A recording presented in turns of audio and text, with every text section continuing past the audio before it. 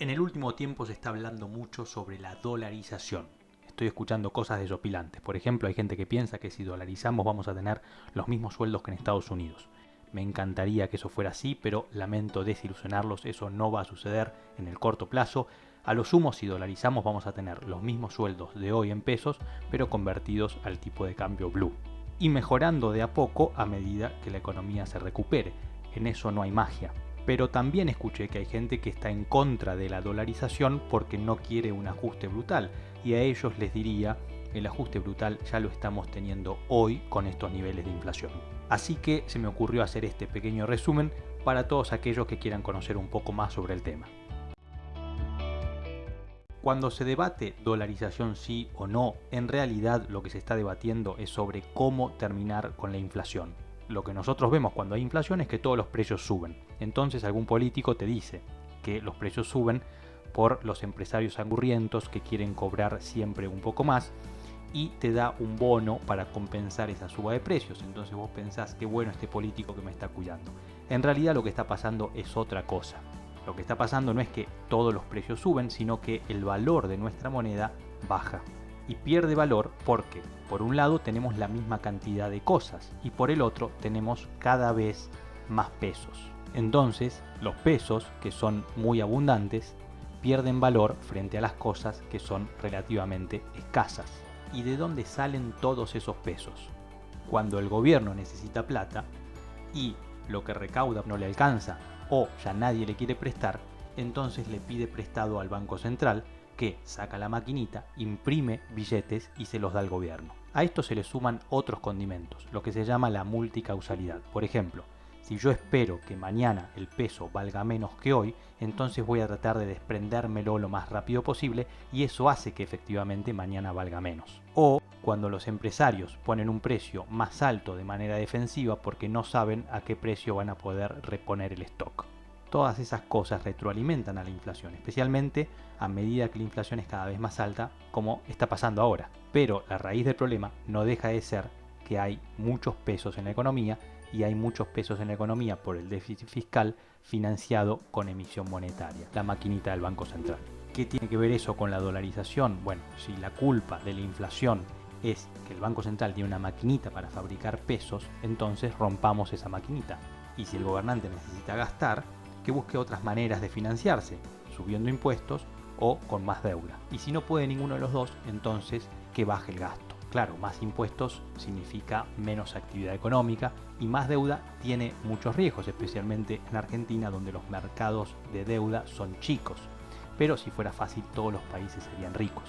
Esto que suena razonable ya lo hicimos en Argentina en la década de los 90, que fue una década de estabilidad y modernización hasta que todo terminó en una gran crisis, la famosa crisis del 2001. Entonces, para entender qué puede salir bien y qué puede salir mal, hay que entender la década de los 90. Tengan paciencia, si quieren que lo explique bien, tengo que hablar un poco de historia.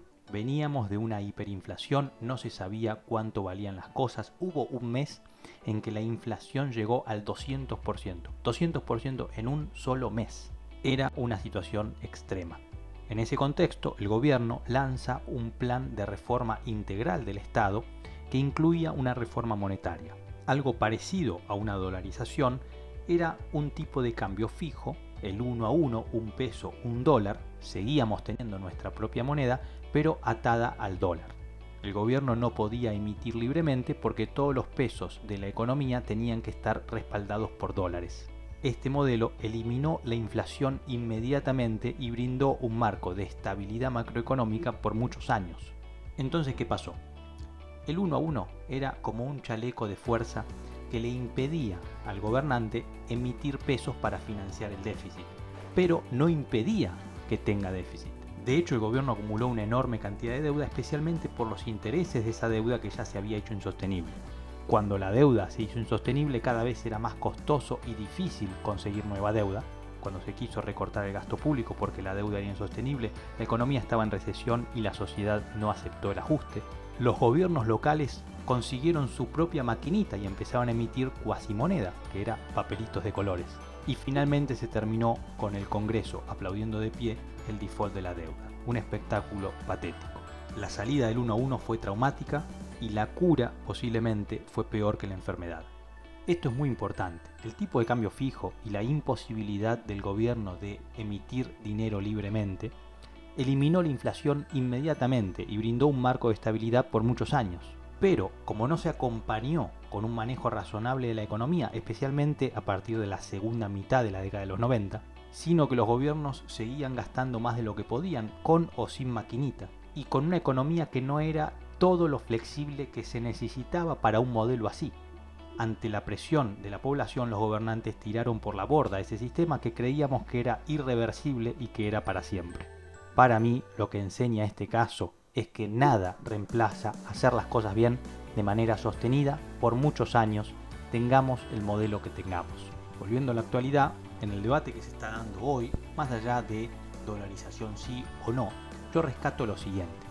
En la clase política, con chances de ganar la elección, parece que hay cierto consenso sobre temas básicos, por ejemplo, que no se puede tener déficits enormes todo el tiempo, que no se puede emitir descontroladamente, que las cosas hay que pagarlas lo que valen, que el subsidio debe ser la excepción y no la regla, que la salida es generar incentivos para producir y exportar más. Así que creo que es un buen punto de inicio y una mejora respecto a la insensatez de los últimos años.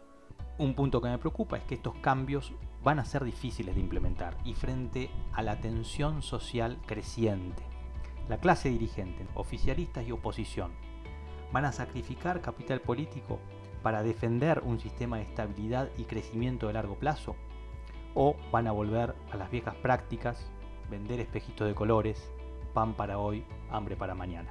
Contame qué pensás de estos temas en los comentarios. Te leo.